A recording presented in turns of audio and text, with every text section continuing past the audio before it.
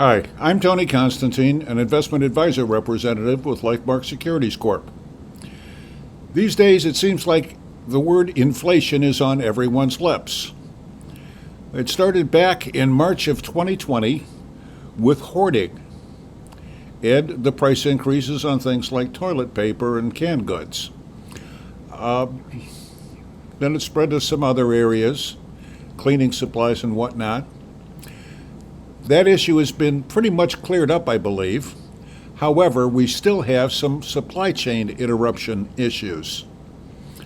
Some of them related to the pandemic and people staying home and production reductions.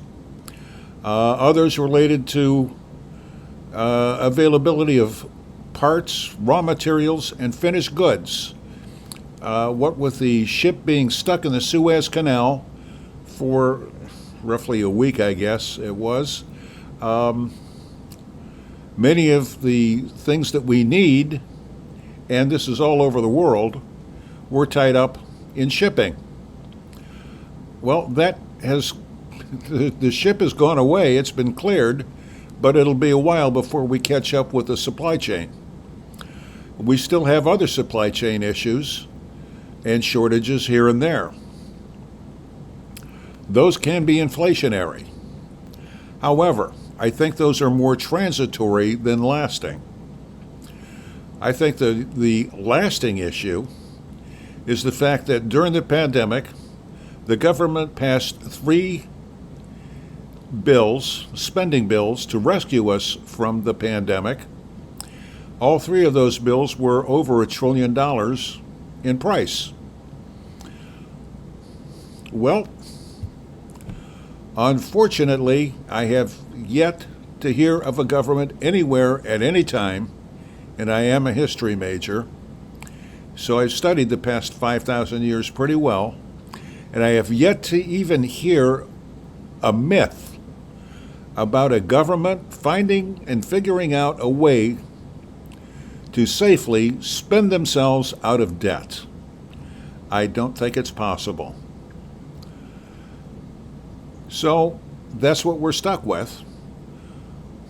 Several $1 trillion in debt, the interest payments on which are the equivalent of about 1/3 of the federal budget, according to some economists that I've heard. That is a problem. A bigger problem is the fact that we've got many people in Washington, D.C., considering another spending bill of another $1.9 trillion. I'm not sure that how can I put this? The ends will justify the means. You see, these periods of high federal debt are always disinflationary, which is a whole different problem from inflation. I don't think interest rates are going to go up because the federal government can't afford to have them go up. They're spending, or they've got the obligation to spend too much already just on interest payments. So what's the solution? Well, I think for the common investor, the solution is caution. As always, we have to be very cautious about what we do and how we spend our money and where we spend our money. That being said, come back next week for our next exciting adventure. And if you have any questions or comments or concerns in the meantime or want to discuss this issue in more depth, my contact information will be on screen in a few moments.